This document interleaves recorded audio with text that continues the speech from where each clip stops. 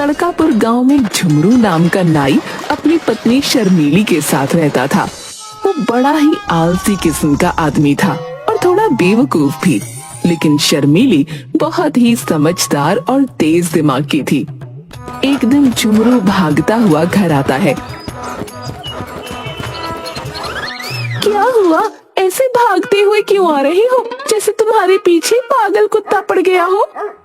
अरे अरे वो चौधरी के लोग मुझे पीटने के लिए आ रहे हैं। क्या कर दिया तुमने? मैं तो तंग आ चुकी हूँ तुम्हारी हरकतों से। मैंने क्या किया? मैंने तो कुछ भी नहीं किया। तो वो लोग क्या पागल हैं जो तुम पीटने आ रहे हैं?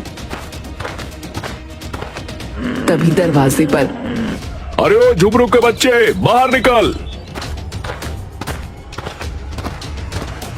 क्या हुआ भाई जी, क्या बात है? कहाँ गया झुमरू का बच्चा, तुम्हें पता है? वह चौधरी जी की हजामत बनाते बनाते सो गया और उसने बालों के साथ चौधरी के कान भी काट दिए। ओहो, ये तो बहुत बुरा हुआ भाई। अब गांव में लोग उन्हें कनकटा चौधरी कहेंगे। अपनी बकवास बंद करो। और कहाँ है वह झुमरू का बच्चा? भाई उसे माफ कर दो, अभी तो वो घर पर नहीं है। वापस आता है तो मैं खुद उसे लेकर चौधरी जी के पास आऊंगी और उनके बचे हुए कान, नहीं मेरा मतलब है बचे हुए बाल कटवा दूंगी। कोई जरूरत नहीं है उसे लेकर हमारे सामने आने की।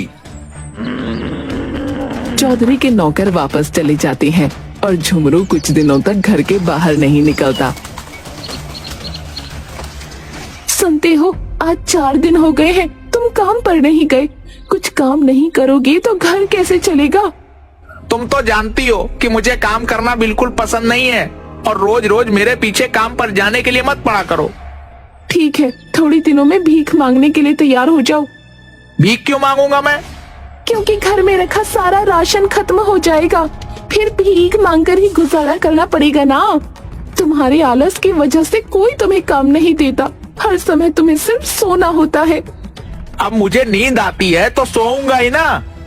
मुझे समझ नहीं आता दुनिया में कौन सा ऐसा इंसान है जो खड़े खड़े सोता है। अपनी नींद की वजह से तुमने कितने लोगों से दुश्मनी मोल ले ली है, अब तो कोई हमारी मदद भी नहीं करता। झुमरू अपनी नींद की वजह से कितने ही लोगों के बाल काटते काटते कान काट चुका था और कितने लोगों की तो आधी मूछें ही उड़ा चुका था। अब लोग झुमरू को हजामत के लिए नहीं बुलाते थे। एक दिन राजा जी के यहाँ 12 साल बाद बेटा हुआ है। उन्होंने अपना खजाना खोल दिया है, गरीबों को दिल खोल कर दान दे रहे हैं। तुम एक काम करो, राजमहल चले जाओ, महाराज से कुछ मांग कर लाओ। क्या मांग कर लाऊं? अब ये भी क्या मैं ही बताऊं? खुद के पास भी थोड़ा दिमाग है कि नहीं, वही लगा लो ना। झुमरू राजमहल जाता है। महाराज, मुझे भी कुछ दान में दे दीजिए। क्या चाहिए तुम्हें, बोलो। आज हम मुंह मांगा दान दे रहे हैं। महाराज, ये तो मेरी पत्नी ने नहीं बताया, पर आप कुछ भी दे दीजिए जो आपको ठीक लगे। अरे तुम कैसे आदमी हो, मैं मुंह मांगा दान दे रहा हूँ, तुम्हें जो चाहिए वो मांगो। महाराज, मुझे क्या चाहिए? मुझे तो बस सोने के लिए थोड़ी जमीन मिल जाए। ठीक है। महाराज झुमरू को गांव के बाहर एक जमीन का टुकड़ा देते हैं और झुमरू खुशी खुशी घर वापस जाता है। आ गए तुम? क्या लाए हो महाराज से? जल्दी से दो, मैं कुछ खाने का इंतजाम करती हूँ। महाराज ने मुझे जमीन का टुकड़ा दिया है। हे भगवान, तुम्हारे पास अकल है कि नहीं? हम जमीन के टुकड़े का क्या करेंगे? ये तो तुम्हारी गलती है। मैंने तुमसे पूछा था कि महाराज से क्या मांगना है, तुमने ही मुझे कुछ नहीं बताया। तो तुमने महाराज से क्या कहा? मैंने उनसे कहा कि आप मुझे कुछ भी दे दीजिए। महाराज ने कहा कि वह मुंह मांगा इनाम दे रहे हैं। वह बार बार मुझे ही पूछ रहे थे कि मुझे क्या चाहिए, इसलिए मैंने उनसे कह दिया तो मुझे तो जमीन पर सोने के लिए बस जगह चाहिए और महाराज ने मुझे जमीन का टुकड़ा दे दिया। हे भगवान, सिर्फ सोना और सोना ही तुम्हारी जिंदगी में है, इसके सिवा और कुछ भी नहीं। हमारे पास ना तो हल है ना खेत जोतने के लिए बैल, तो हम उस जमीन का क्या करेंगे? कैसे खेती करेंगे उस जमीन पर? तुम खुद चली जाती, तुमने मुझे क्यों भेजा? बस यही गलती कर दी मैंने जो तुम्हें महाराज के पास भेज दिया। शर्मीली बहुत समझदार थी, उसने ठान लिया था कि वो इस जमीन पर खेती करेगी। रात भर सोचने के बाद दूसरे दिन सुबह झुमरू को लेकर उस जमीन पर जाती है। मेरी बात ध्यान से सुनो जी, मैं जैसे जैसे करूंगी मुझे देखकर बस वैसे ही करते जाना और किसी से कुछ कहने की जरूरत नहीं है। ठीक है। शर्मीली और झुमरू जमीन पर इधर उधर घूमने लगते हैं जैसे वो कुछ ढूंढ रहे हों। जैसे ही एक राहगीर को देखते तो जमीन पर बैठ जाते। लोगों को ऐसा लगता कि वे दोनों उन्हें देखकर रुक गए। राहगीरों के साथ साथ नगर के 5 बड़े चोरों की नजर भी शर्मीली और झुमरू पर पड़ती है। ऐसा लगता है कि ये दोनों कुछ ढूंढ रहे हैं इस जमीन पर। तुम बिल्कुल ठीक बोल रहे हो, मुझे भी ऐसा ही लग रहा है, क्योंकि जब वे दोनों किसी को आते देखते हैं तो एकदम से रुक जाते हैं, मानो वह किसी दूसरे को ये नहीं बताना चाहते हैं कि वह दोनों क्या ढूंढ रहे हैं। काफी देर के बाद उनमें से एक चोर शर्मीली के पास आता है। क्या हुआ बहन, कुछ ढूंढ रही हो क्या? नहीं नहीं, मैं तो कुछ भी नहीं ढूंढ रही। अरे बहन, तुम मुझे बता सकती हो। अगर तुम बताओगी तो मैं भी तुम्हारा मदद करूंगा। शर्मीली पहले तो थोड़ी नानुकुर करती है, फिर चोर के बार बार कहने पर उसे बताती है। भाई, ये जमीन मेरे दादाजी की है। बहुत साल पहले उन्होंने इस जमीन में सोने और चांदी से भरा घड़ा कहीं पर दबा दिया था। उस जगह का सही पता बताने से पहले ही उनकी मृत्यु हो गई। मैं और मेरे पति उसी घड़े को ढूंढ रहे हैं, लेकिन आपकी बात किसी को मत बताना। हाँ बहन, तुम मुझ पर भरोसा कर सकती हो, लेकिन मुझे लगता है कि तुम्हें मजदूरों की सहायता से इस पूरे खेत को खोदना चाहिए ताकि आसानी से तुम्हें वह घड़ा मिल जाए। अरे हाँ, ये तो आपने बिल्कुल सही सलाह दी। आपका बहुत बहुत धन्यवाद भाई। मैं मजदूरों को लाकर खेत की खुदाई करवाती हूँ। लेकिन अब तो अंधेरा होने वाला है बहन, तुम यह काम कल सुबह सुबह करवा लेना। आपने बिल्कुल सही कहा, मैं कल सुबह जल्दी मजदूरों के साथ आकर खेत की खुदाई का काम करवा लूंगी। वो दोनों घर वापस चले जाते हैं। वो चोर अपने बाकी 4 साथियों के साथ मिलकर पूरे खेत की खुदाई कर देता है, लेकिन उन्हें वहाँ कुछ नहीं मिलता। दूसरे दिन सुबह शर्मीली और झुमरू खेत पर वापस आते हैं। देखा तुमने, खेत की खुदाई हो गई है। तुम यहीं रुको और किसी से कोई बात मत करना, मैं अभी आती हूँ। शर्मीली गांव के बनिए के पास जाती है। सेठ जी, मुझे थोड़ा गेहूं उधार दे दीजिए। उधार तो दे दूं, तुम वापस कैसे करोगी? तुम्हारा पति तो कुछ काम भी नहीं करता। मैं जानती हूँ, लेकिन कुछ समय बाद मैं इसका 3 गुना गेहूं आपको वापस कर दूंगी। शर्मीली उस गेहूं को जमीन पर बो देती है। कुछ समय बाद उम्मीद से ज्यादा अच्छी फसल होती है, लेकिन सभी चोरों की पूरी नजर शर्मीली और झुमरू पर होती है। गेहूं काटने के बाद शर्मीली सेठ को 3 गुना गेहूं वापस कर देती है और कुछ गेहूं बेचकर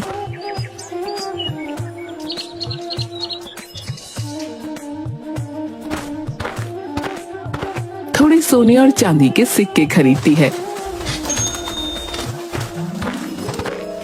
उस रात चोर शर्मीली के घर आते हैं। इस फसल में तुम्हें हमें भी हिस्सा देना होगा, क्योंकि तुम तो जानती हो उस जमीन को खेती लायक खोद कर हमने ही तैयार किया था। मैंने तुम्हें बताया तो था, उस जमीन में सोना मौजूद है। तुम इतनी मेहनत करने के बाद भी उसे हासिल नहीं कर सके, लेकिन वो घड़ा मुझे मिल गया और मेरे पास है। तुम्हारा उस पर कोई हक नहीं। मैं तुम्हें कुछ नहीं दूंगी। ठीक है, तुम संभाल कर रहना, हम अपना हिस्सा खुद ले लेंगे। एक चोर घर में छुप कर बैठ जाता है, लेकिन शर्मीली उस चोर को घर के अंदर छुपते देख लेती है। झुमरू चोरों की बात से थोड़ा डरा हुआ था। तुमने बेकार में ही चोरों से दुश्मनी मोल ली, अब ना जाने वह क्या करेंगे। डरने की कोई जरूरत नहीं है। हाँ, तुमने वह सोने और चांदी के सिक्के कहाँ रखे हैं? मैंने दरवाजे के नीचे घड़े में सिक्के रखे हैं, उसके ऊपर मिठाई रख दी है। अब तो 5 में से सबसे समझदार मैं ही कहलाऊंगा। रात को जब ये दोनों सो जाएंगे तो मैं वह घड़ा लेकर बाहर निकल आऊंगा। रात को दोनों के सोने के बाद वो बाहर छुपे अपने साथियों के पास घड़ा लेकर जाता है। ये लो, मैं अकेले ही सिक्कों का घड़ा ढूंढ कर ले आया। तुम तो बड़े हिम्मती निकले, हम सब तो ऐसे ही तुम्हें कमजोर समझते थे। अब तो मान गए। बड़ी मेहनत करी मैंने, मुझे भूख भी बहुत लग गई है, इसलिए आते आते इस घड़े में थोड़ी मिठाई भी रख लिया है। चलो पहले हम सब बैठ कर ये मिठाइयाँ खाते हैं। सारे चोर मिठाई निकालकर मुंह में डालते हैं, लेकिन शर्मीली ने मिठाई की जगह मिर्ची के लड्डू बनाकर रखे होते हैं, जिसे खाकर उनकी हालत खराब हो जाती है। दूसरे दिन सुबह वो सारे चोर बहुत गुस्से में वापस शर्मीली के घर जाते हैं। आ गए तुम लोग, कैसी रही रात की दावत? तुम्हारी शक्लें देखकर लगता है दावत बड़ी ही स्वादिष्ट थी। तुमने जो किया वो बहुत गलत किया है, अब तुम सावधान रहना, हम तुम्हें नहीं छोड़ेंगे। एक चोर मौका पाकर वहाँ छुप जाता है। शर्मीली उस चोर को छुपते हुए देख लेती है। रात को तुमने उन सिक्कों को कहाँ रखा है? मुझे तो चोरों की बात से डर लग रहा है, ना जाने वह क्या करेंगे। तुम फिक्र मत करो, मैंने उन सिक्कों को नीम के पेड़ पर लटका दिया है। वहाँ उन चोरों को क्या, उनके परदादाओं को भी शक नहीं होगा। खुद को बड़ा समझदार समझते हैं ये दोनों। नीम के पेड़ से सिक्कों की पोटली तो हम बहुत ही आसानी से उतार लेंगे। घर के बाहर अपने साथियों के पास जाकर वो पेड़ की तरफ इशारा करता है। वो देखो, इन बेवकूफों ने सिक्कों की पोटली ऊपर से पेड़ पर लटका रखी है। मैं पेड़ पर चढ़ता हूँ। लेकिन वहाँ सिक्के नहीं, मधुमक्खियों का छत्ता होता है। चोर अंधेरे में छत्ते पर हाथ लगाता है तो एक मधुमक्खी उसके हाथ पर काट लेती है। वो अपने हाथ को अपनी कमर पर रगड़ता है। नीचे खड़े बाकी चोरों को लगता है कि वो सिक्के अपनी जेब में डाल रहा है। तभी एक दूसरी मधुमक्खी उस चोर को काटती है। वो फिर से अपने हाथ को जोर से झटकता है।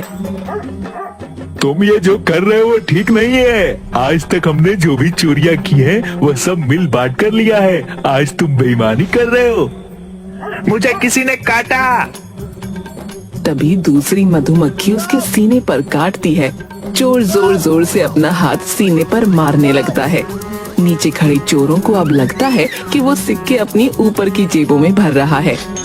हमारे साथ बेईमानी करने की सजा तुम्हें जरूर मिलेगी। रुक जाओ, मैं भी पेड़ पर चढ़ता हूँ। मधुमक्खी ने उसे भी काटा। उसने भी अपना हाथ अपनी कमर पर मारा। अरे कुछ तो शर्म करो, वह तो बेईमान हो ही गया था, तुम भी उसके साथ बेईमान हो रहे हो। सारे सिक्के नीचे लेकर आओ, जो होगा मिलकर बांटेंगे। दूसरा चोर कुछ बोलता, उसके पहले ही दूसरी मधुमक्खी ने उसे काट लिया। उसने फिर से अपने हाथ को कमर पर रगड़ा, लेकिन नीचे खड़े चोरों को ऐसा लगा कि दूसरा चोर भी अपनी जेब में सिक्के भर रहा है। एक एक करके सारे चोर पेड़ पर चढ़ जाते हैं। रुक जाओ तुम सब के सब अपनी अपनी जेब में सिक्के भर लिए तुमने। अब बाकी के बचे हुए सारे सिक्के सिर्फ मेरे हैं और किसी के नहीं। वो पूरी ताकत से छत्ते पर हाथ मारते हैं, जिसकी वजह से मधुमक्खियाँ बुरी तरह से सबको काट लेती हैं और वो सब पेड़ से नीचे गिर जाते हैं।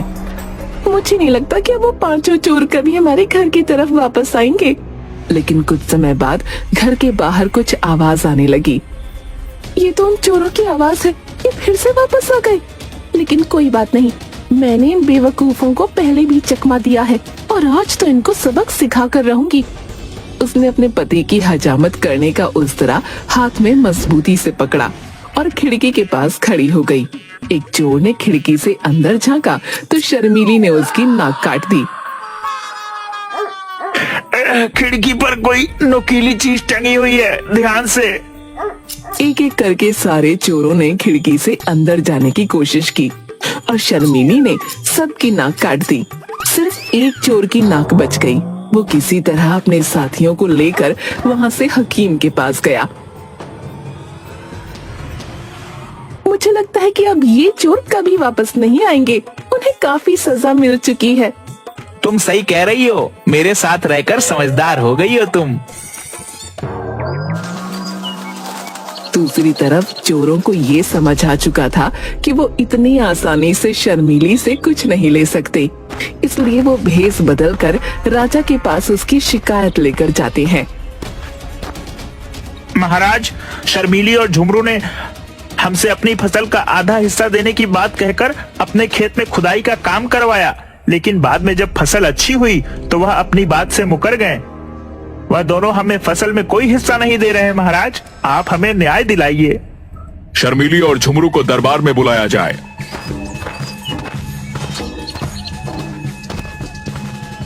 महाराज की जय हो। महाराज, इन पांचों ने जो भी कहा है सब झूठ है। मैं भला क्यों इन्हें अपनी फसल का हिस्सा दूं?